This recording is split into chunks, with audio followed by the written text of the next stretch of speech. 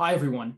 My name is Joe Neguse, and I am so proud to represent Colorado's 2nd Congressional District in the United States Congress.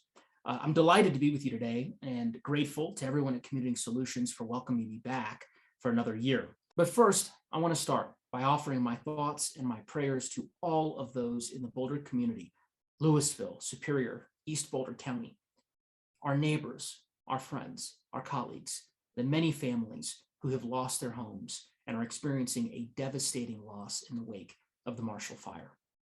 Audrey, I'm thinking of you as you begin your road to recovery. Our office is here to assist you and all of those who need help. We're thinking of each of the individuals impacted by the fires, and I hope that you'll reach out to our office as we work to rebuild and recover together. I'm grateful for the opportunity to share more about our work in Congress to make historic, unprecedented investments in our roads and bridges, improve public transportation, address traffic congestion, and shorten commute times. Now, I am in particular really delighted to talk to you today about infrastructure because, as you know, for far too long, folks in Washington have been celebrating Infrastructure Week without ever agreeing to build infrastructure. But this fall, under President Biden's leadership, we changed that by enacting the historic and bipartisan Infrastructure Investment and Jobs Act. This legislation is a generational investment in America's transportation network. It'll allow the nation to modernize its infrastructure and make it safer and more resilient in the future. The law will create hundreds of thousands of good-paying jobs and lay the foundation for America to compete and win in the 21st century.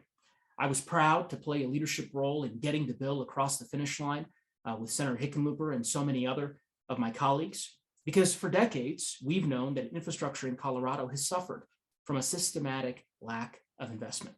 We've consistently earned a C- scoring, as you all know, with over 480 bridges and 3,600, miles of highway in poor condition.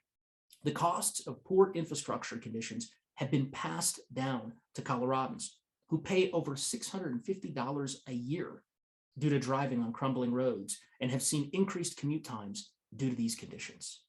Through the bipartisan infrastructure law, we are now poised to make life better for millions of Colorado residents by improving healthy, sustainable transportation options, building out a network of EV chargers, and repairing the transportation corridors that Coloradans rely on.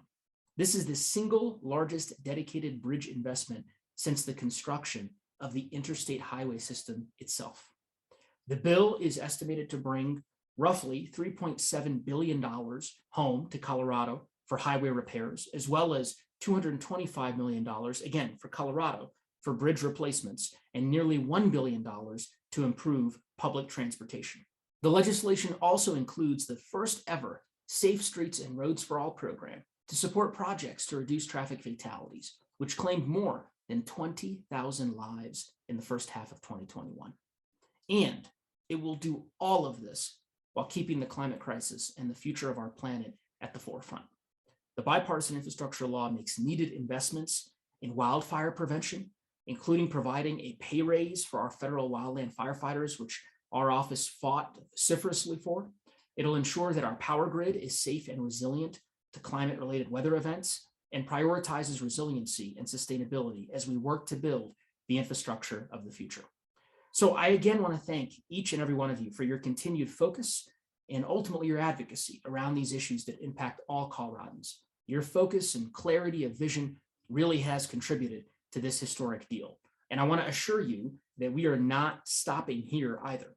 We are continuing to work with the federal agencies as this law is implemented to ensure that Colorado gets the investments that it needs.